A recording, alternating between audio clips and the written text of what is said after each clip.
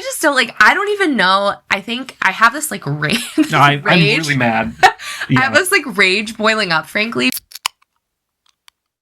Hi. Hello. Welcome to membriash. I'm Ashley. I'm Mitch. And we're here today talking about Love is Blind Argentina. Love is Blind Argentina Season 2 is coming out in just a couple of days. So the release date is Sunday, June 28th. And before it gets released on Netflix, we wanted to revisit Season 1 and honestly talk about whether we're even going to watch Season 2. And I guess, spoiler alert, I'm not planning on it. I don't really want to. It kind of reminds me of the way we felt about The Bachelor, where we stopped watching it because we felt like they were continuously endangering their contestants. And Love is Blind Argentina and, as an aside as well, Love is Blind Brazil have both had dangerous situations that their contestants have been in. And whether or not we're going to, you could fully blame Netflix for that is, I guess, up for debate. And the reason we're bringing it up is because our concerns are that not enough has been done. And it doesn't require a lot of effort to do, a little bit. So maybe let's go back. We'll talk about what happened. If you haven't seen Love is Blind Argentina Season 1 and you don't want spoilers, then this is probably not the video for you. I will say this has been widely publicized, though, so it is very possible that you already know the information we're going to be talking about, and we're going to be focusing on one couple in particular from Love is Blind Argentina. So let's go over some facts, and then we're going to talk about our feelings, and then hopefully you'll share yours in the comments below. All right, so Love is Blind Argentina came out a couple years ago. It's 2026 right now, so it's almost 2 years ago when it originally aired. And season 2, as you said, is airing, and it's just 2 days after we're filming this. 3 couples said yes at the altar, which is actually a pretty big number for Love is Blind, especially at this point in the show's run. None of them were together by the reunion except for one couple, Emily and Santiago. And that's the couple we're going to talk about today. There were a lot of red flags while watching the show. Just a couple to mention. In the pods, Santiago, before he had ever seen Emily, said that he had had a dream about meeting someone named Emily, and that was the love of his life. So tell me, what's your name? Emily, and you? No, you're kidding me. No? Why? Would you believe that I dreamed about you? Wait, what? It was like a premonition or something. Right. I think we called that out at the time as weird. Pretty big red flag because it's a fairly manipulative thing potentially to say to someone. She also found that to be a sign that they were supposed to be together. And then as they got engaged and moved into living together, there were other red flags. They fought pretty often. Santiago at one point had taken food away from Emily, and it seemed fairly controlling. Sweetie, hurry up. Are you eating lunch or talking trash? What's that green stuff? All right, hurry up and get changed. And he was also very jealous. There were a couple times where I think she gave another contestant a hug in the pool. She was right in front of him, but he got really jealous about that. It's tough because when you're watching a show like Love is Blind, you want to be rooting for the people on the show and you want to be rooting for the couples, but and you're not seeing everything. So we're not seeing how they are behind closed doors with each other, but it was kind of tough to ignore as the show went on. And it got to the point where when we reached watching the reunion, we both were okay, they're still together. I hope they're happy. I'm worried for her. Yeah, I remember closing out feeling that way because they both expressed that they were all good to go, but we didn't feel comfortable with the relationship at that point. I do want to say too, a lot of Argentinians said at the time in our comments when we were going through that season that Santiago was a big red flag in general, and that he kind of read like a stereotypical red flag. I think there was a lot of signs of potential misogyny from him too. Yeah, and I think actually this is a good time to mention there's a trigger warning for DV in here because it gets a lot worse as we go on.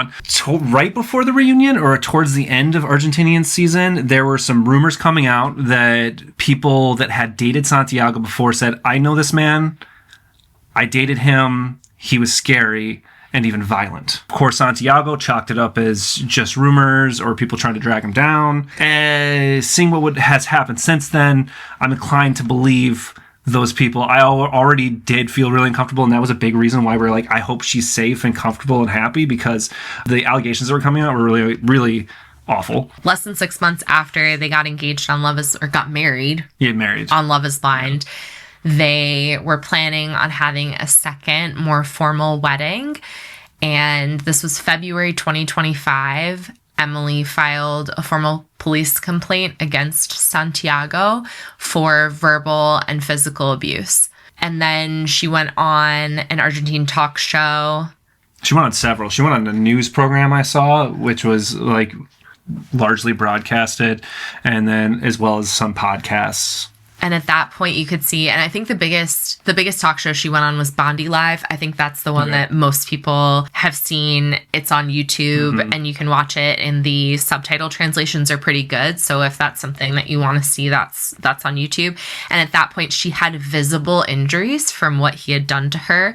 Including a massive black eye. Yeah. Yeah. She had bruises on her arm that she showed, and she very much, she showed them very intentionally to help bring awareness to the situation that she was in. Amazingly resilient of her to be able to, just days after experiencing something that had to have been incredibly terrifying, go on to shows to try and show what happened to her, to hopefully help other people that might be in similar situations.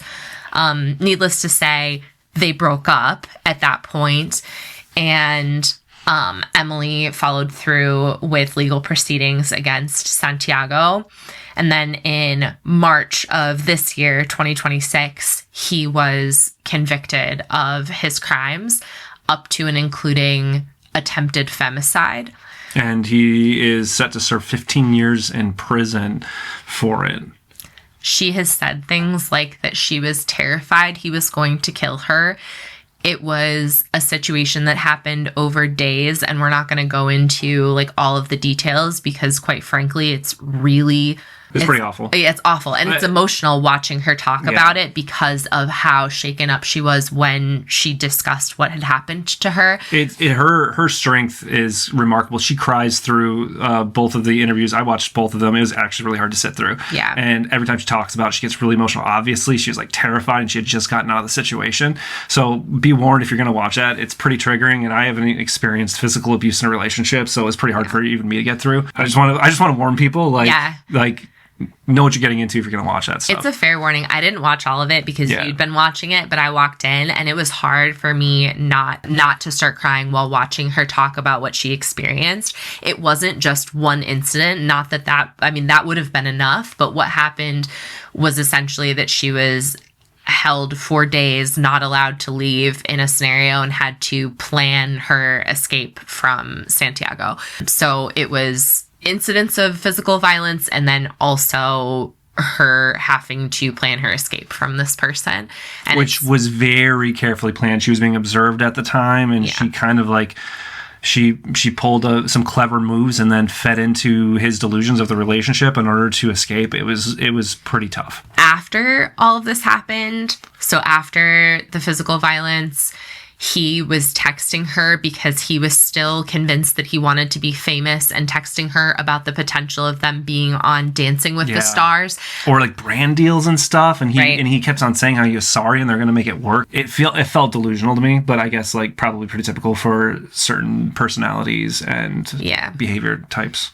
Even up to the point where he was being sentenced, he continues to say that he loves her, and while he admits to some of the physical violence, I'm not sure how he could not, honestly. There's visual proof of what happened to her, so he admits to some of the physical violence, but he still maintains that he was not attempting to kill her. I do want to say real quick too, like, I think in these situations, he, regardless of what he thinks about it, those kinds of physically abusive situations, when they're that big and bold, like, intention or not, crimes of passion happen.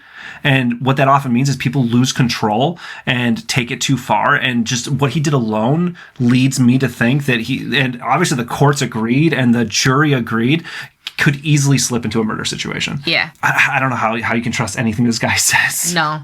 Yeah. No. Or his intentions or anything. Like, absolutely. Those are that's the facts of what happened. But I think the big question that comes up now is that all of this stuff happened. Not only was the lawsuit ongoing and were the allegations there over a year ago. But now we have several months before Love is Blind Argentina season 2 is supposed to air, between Santiago's sentencing in March and now the airing of the show at the end of June. And so far, I have seen nothing where Netflix has even acknowledged that this happened. So there have been no disclaimers put on the previous season. So that season 1 of Argentina is still up, with their relationship being... They're presented as one of the successes. Yes. They are considered a success of the show. We frequently criticize Netflix by saying that if people get to the end and get married and say yes, that they're treated like they can do no wrong. Yeah. And effectively, that's what they did with Santiago and Emmy, and we see what happened to them. It's also just... You could watch season 1 of Argentina, and I've seen a couple of people say this on Reddit, right? They're going back and they're watching a season of Love is Blind they've never seen before. A lot of people, especially in the US, they stick to the US seasons. There's a new season in a different country coming out, so they go back to season 1 to watch it, and there's no indication of what you're about to watch. And truly, on rewatch, some of the scenes that seemed like red flags, now knowing what that turned into, become much scarier and much more awful to watch. And it feels bizarre to me that the content is still up, there are no disclaimers, and Emily and Santiago are still being shown then in that light of a successful couple, despite the fact that he is currently imprisoned for the next 15-year sentence for trying to kill her. Yeah. And we took down our episodes of that because even though we were critical of particularly him in the relationship, Not critical enough, though. Well, I didn't want to risk saying a single decent thing. Yeah. Given what happened, and I didn't want to the seriousness of it all just felt too big. Even though at the end we're like, I hope she's safe, I still felt it felt irresponsible to leave those episodes up. Absolutely. And I actually, the sad thing here is that I feel like Netflix has an opportunity to turn something from a super negative, which is how we feel right now, into kind of a positive by putting those disclaimers in and saying something like these are the signs of what could potentially be a physically abusive or even a danger to your life relationship. And nothing has been edited on their original season since. So not only have there been no edits to the season, it's still up. You can still watch it. No disclaimers, nothing. There's a To-Doom article describing the Love is Blind Argentina season 1 couples that includes basically their bios pre-show and then also includes the results of the show and the successful couples. Emily and Santiago are still included on that To-Doom article as a successful couple, and there's nothing added about the fact that not only are they not together, but he tried to kill her. I think we should read it. Oh man, it just pisses me off. I'm just mad. I'm mad about it. I know. And To-Doom, by the way, in this article is virtually one of the only official Netflix statements on their relationship. So that's why we're valuing this, because this is Netflix's opinion of what went down. Where are the couples now? Santiago and Emily. The first couple to get engaged are Santiago and Emily, following a strong premonition that Santiago had, which we can talk about in a moment. When Emily tells Santiago her name during the first date, Santiago is visibly shaken and is moved to tears. He tells her that he dreamed about a girl named Emmy.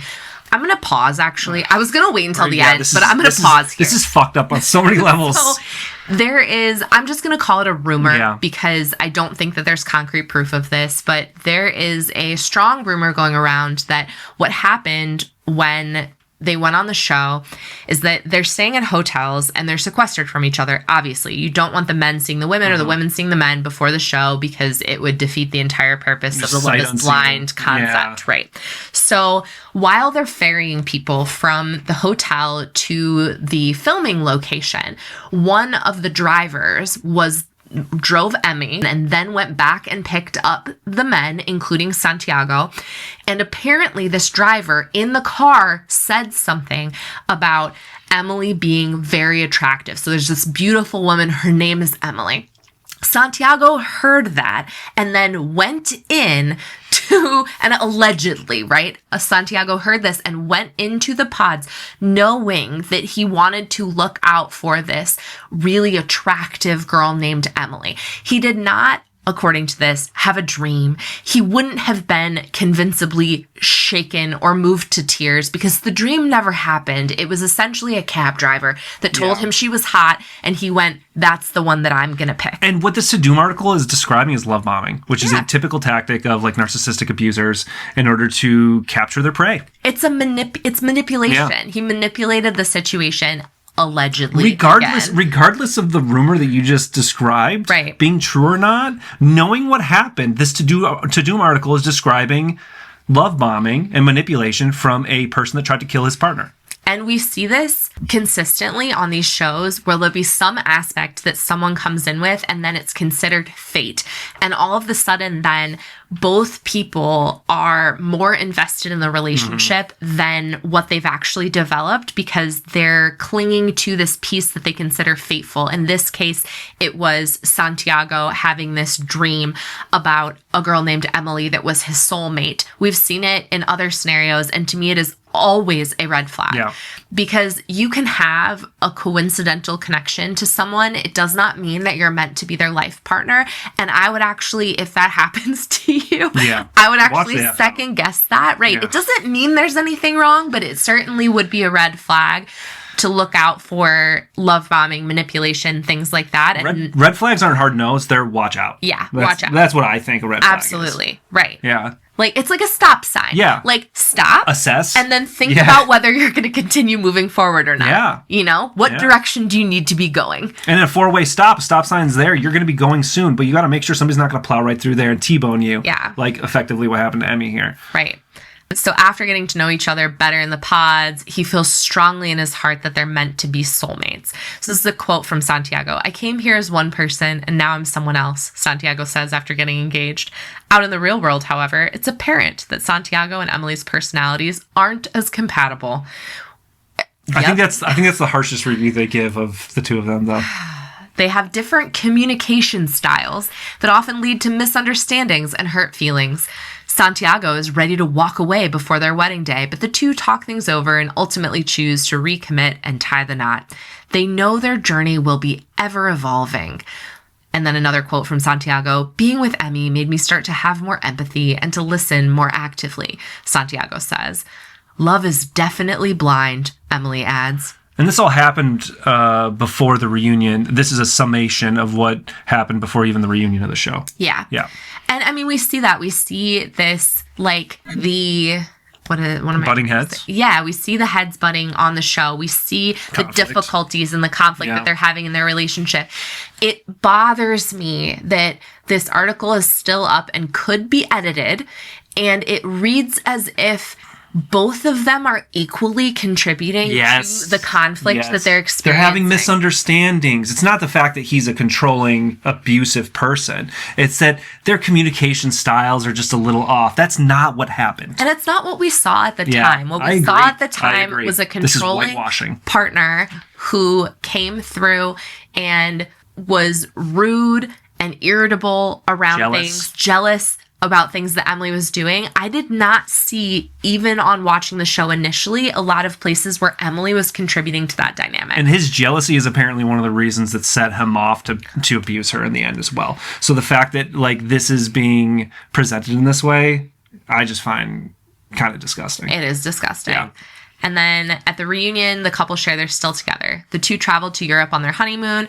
Although they still get into heated arguments, Emily says they're both learning how to navigate their emotions. And when it comes to professional soccer, a sport they both obsess over, they found that it's best to watch games with their own families, since Emily and Santiago are devoted to rival teams. And that's it. That's what To-Doom and Netflix gives us on their relationship. That and the show that they showed us where they are presented as a success. So to read all of this, you would think, happy couple. Yeah, conflict, but who doesn't have conflict? Every relationship does have conflict, and actually I think it's a red flag if there is none. Sure. But there's a difference between healthy conflict and abusive dynamics. Absolutely. Yeah. It also bothers me because, like you said before, this is the one article that I could find that is directly from Netflix talking about their relationship.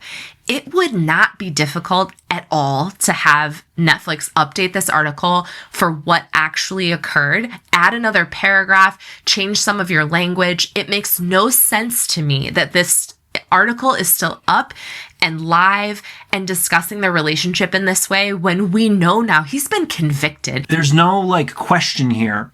And you said it would take like an hour or less to edit this. You could probably have AI do it. I hate AI, but Netflix, I'm sure, doesn't. Like, have an intern do it. It is so quick and easy to edit websites. The fact that this is still up, for me, is reprehensible. It is. It's disgusting. There's no excuse, in my opinion. There's no excuse for them not updating this article, and there's no excuse for them not putting a disclaimer on the original episodes that are still up for people to watch. I feel uncomfortable with the fact that we watched this show and we're trying to give the benefit of the doubt to Santiago while watching it, as we do with, frankly, everyone we watch. We watch out for the red flags, but we also try and give people grace because they're on a TV show. It's very difficult to do reality TV. So we try and take everything with a bit of a grain of salt.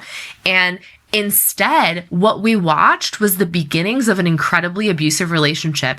And I feel upset about that, and they didn't even know at that point. They couldn't have given that disclaimer. They definitely can now, and they're not doing it. And then not only are they not doing it, but they're releasing a season 2 without ever addressing the incredibly dangerous situation that one of their contestants was in from the last season. And that is bizarre to me. Yeah.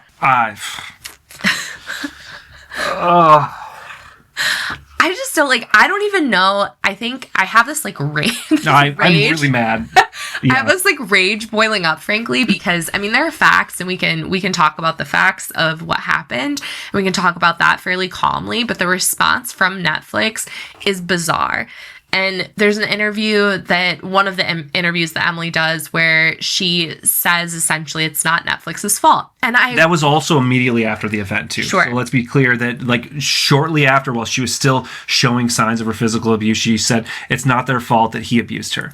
But they did put her in this situation with a violent man, and they have done nothing since then to at least try and Emily put herself out there. She showed her battered face in order to bring awareness to violence against women. What has Netflix done? When they have all this money and power, they made off of her back. Yeah. She was the only successful couple from that season, and they care so little that they won't even edit their to-do page. That's exactly the problem. I don't think Netflix is responsible for Santiago's physically abusive behavior. That's on him and him alone. He needs to own that. He needs to take accountability, and he needs to be responsible for that. That's why he is currently sitting in prison because of it. The problem that I have with Netflix is the response. So doing nothing, not even bothering to update a website when your previous contestant was at risk of being murdered by her partner. And it was not only something he was charged with, but convicted of, is beyond me. I'm so frustrated for her because that is a responsibility that they have. Their reaction to what happened is Netflix's responsibility. And they have control over that. I don't take away all blame for people being in these kinds of situations too from Netflix's perspective. I feel like a lot of people have commented on the fact that the show feels like, I saw one comment on Reddit that said it feels more and more like America's Next Top Model, where every single season they seem to be casting people intentionally, from my perspective, that have mental health issues, or in this case dangerous backgrounds and stuff. They seem to be going more and more into this outrage economy thing, where they're trying to set up these relationships that are kind of doomed to fail, or they're casting people that frankly have no business being on these shows and then doing nothing about it. Wasn't there a season in the US season where there was a dangerous relationship where the producers had to step in? There was, season 5 of US, there were actually 2 couples that experienced physical and emotional abuse in their relationships. One couple that made it all the way to the altars, and then at the end they edited the footage out of that couple. I don't even know how they did that because they do so many events where all these people are there. But they edited the couple entirely out, and another couple where they did not end up being filmed afterwards, but there were concerns around the safety of one of the participants. Yeah, this isn't new. I mean, this has happened on Love is Blind Brazil. It's happened on Love is Blind US. There are probably other situations that just haven't made the news, so we don't know about them, that have happened. And they do, you're right. They have a responsibility for the safety of their contestants. So in that way, while Netflix is not the one engaging in the physical violence, if they saw any red flags or indicators while they were filming Santiago, and given that we as viewers saw that while watching, I cannot imagine. They have so much more footage than ever makes it to air. People constantly say that. I can't imagine that Netflix producers didn't see even more red flags than we saw in the edit. If they saw that and did not intervene in some way and still decided to air that footage knowing what they were watching, then that is a responsibility that they have as well. And I also saw some people comparing this to Megan Wants a Millionaire. We, back in the day, like, was that VH1 type era where that was from a contestant from Rock of Love, went on to have her own TV show where she was trying to marry a rich guy. One of the contestants, right as the show was airing, murdered his wife. The show started airing. It got through episode 3, and then he became a wanted man because people were trying to look for him. He ended up taking his own life, and so that concluded the manhunt. But they canceled the entire show. The reason I'm bringing this up is because, like, maybe they had no indication on that show, but the point is that he actually had a violent history already.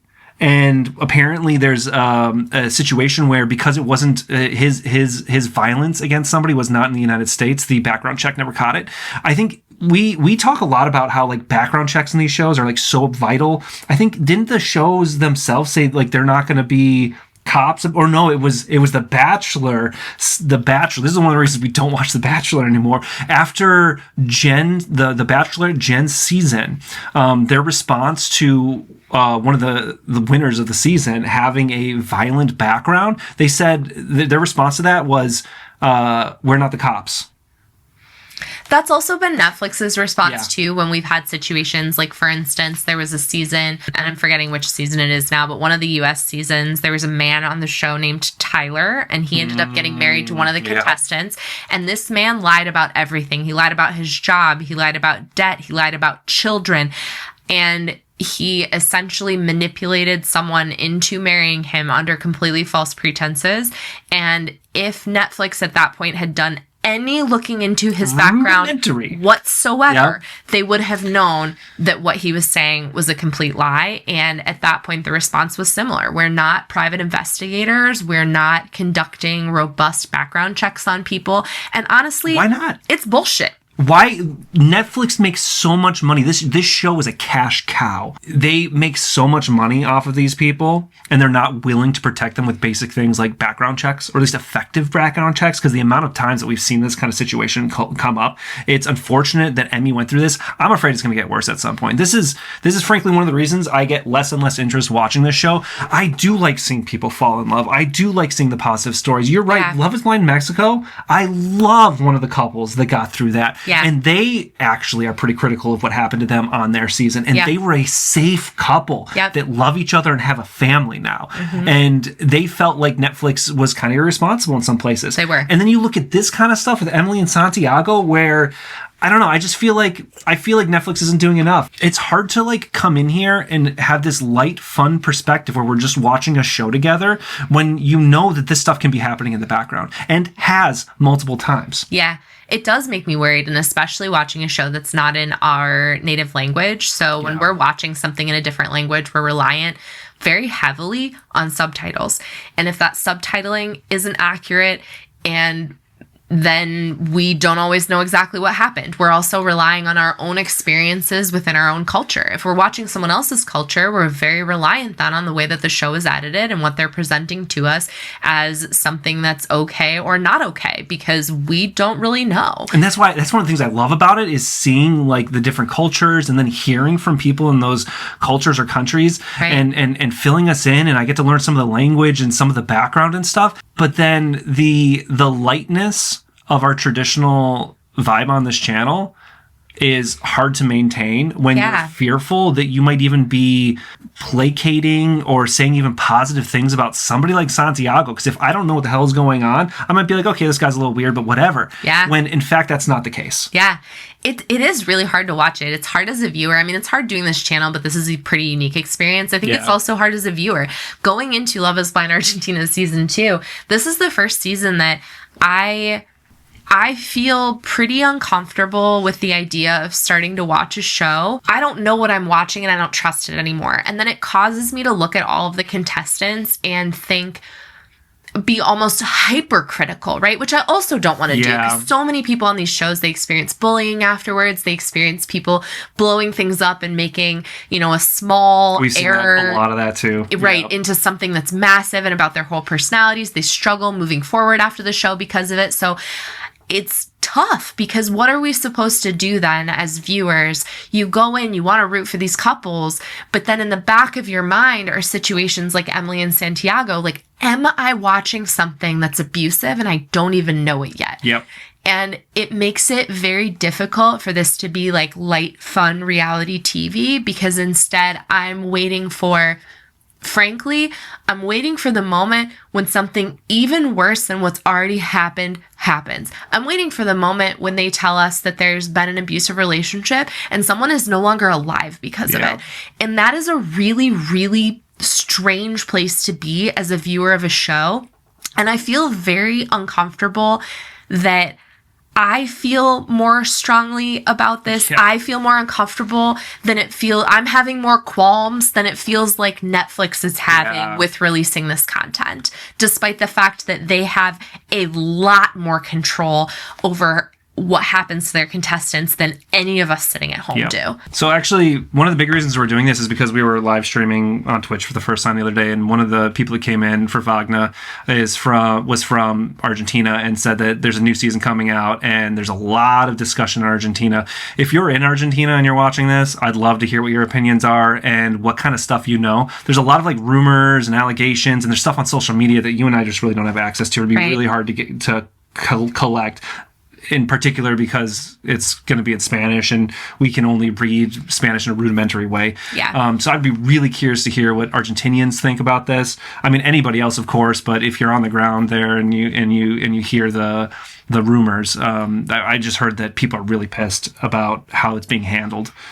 And what does this mean for you in terms of watching this season? Like, is this something that you care about? Is this something that would potentially mean that you're not going to tune in for Love is Blind season 2 for Argentina? Or are you still intending on watching it, and why? I mean, I'm conflicted at this point. I struggle with the idea of, again, the culpability of me giving them ratings even.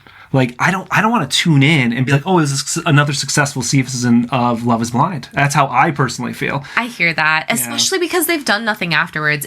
It's frustrating because I think that what they would have to do to help bring more awareness to the situation is so small and would be so easy for them to accomplish. Like adding a disclaimer on that one website where they have a webpage describing Love is Blind Argentina season 1, adding just a, text on black screen, disclaimer, trigger warning before and after the episodes of the show that are featuring Emily and Santiago, which because of their relationship is pretty much every episode, but they could do a trigger warning up front and then they could do resources at the end for here people are the places you can call. Domestic violence. Actually, one of the podcasts that she was on, the Bondi Live, they did that. They said, here's the phone number if you're experiencing intimate partner violence. They were more responsible than the show that made all the money off of this relationship.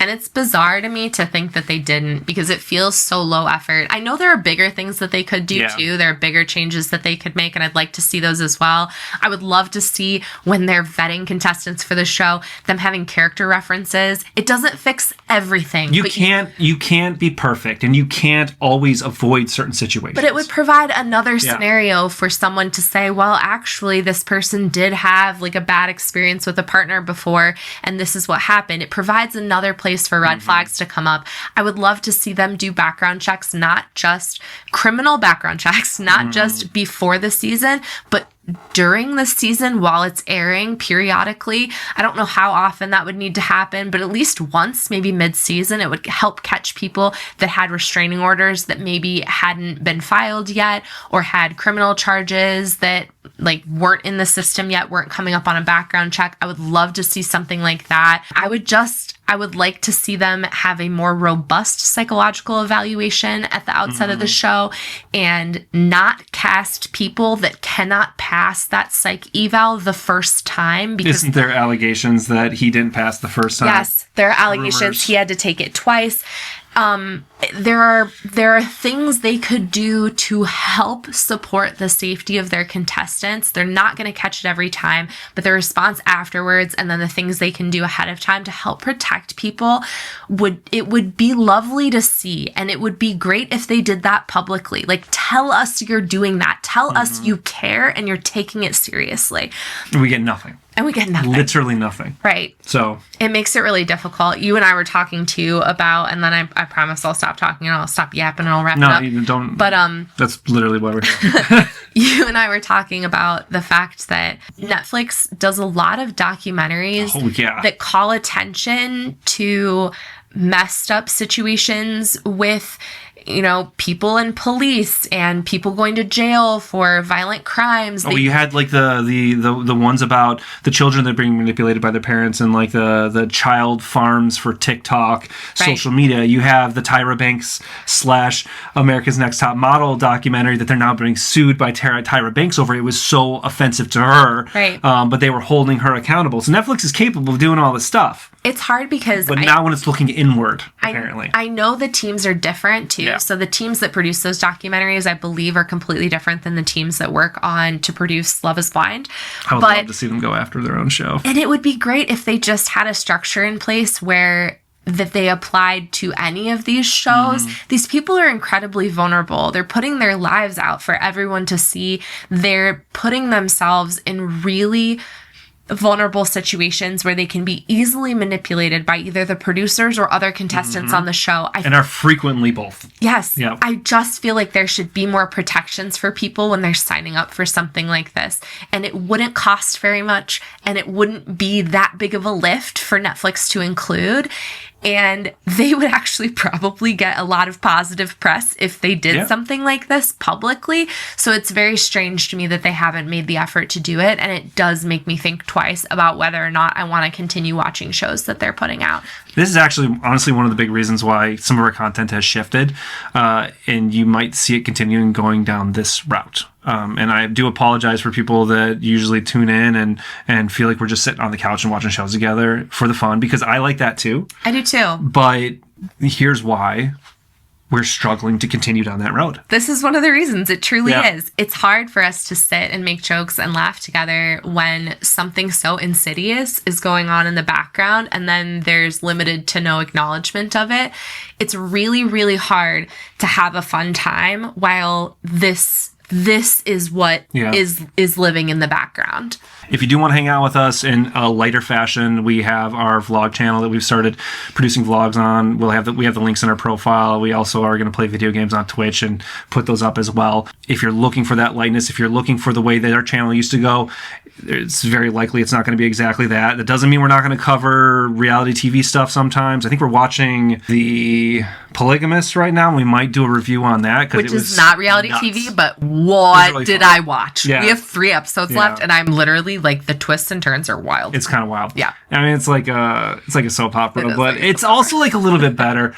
So if you want that from us, there are ways that we plan on trying to bring some more fun here. But I don't want to say nothing. I feel like we're in a time in the world where saying nothing is worse than, putting ourselves out there and saying how we feel. So we're doing that. Absolutely. Yeah. I think I want to close out by just saying, not that she will ever see this, but thank you to Emily for doing something incredibly difficult. Yeah, and absolutely badass. I mean, so impressive to me that she was able to come out of that situation and then share her story with so many people. I can only imagine how difficult that was for her to do. But like, I'm getting choked up right now. No, but it's like, fair. how many people are going to benefit from what, like, the physical things she showed people, the warning that she gave to people, and then the detail she was willing to go in to talk about the red flags that maybe she missed, and that could save someone's life. And I do want to double up on that, because recently I heard that the Harvey Weinstein is going to be serving the rest of his life in prison, but one of the cases got dropped in the New York court because one of the accusers, one of his victims, could not stand through trial again and reliving all of that. And so they're dropping the case against him. Granted, he's still in jail, but this could have been Emmy if she couldn't follow through with it, and she did. And not that people that can't, there's anything wrong with them, because that you got to protect yourself at the end of the day. And if that means running away and saving your peace, then that is enough. But I'm just really proud of Emmy for sticking through this and sharing her ordeal, so that not only does he get put in jail, but that other people can look out for the same warning signs. Yeah. I thank you all for watching if you made it this far. Yeah, thank you. I know it was intense. I'm tearing up now too. Yeah, it's hard not to. It's like a hard situation to talk about and a hard situation to think about, and I can only imagine how difficult it would be for her to have lived through.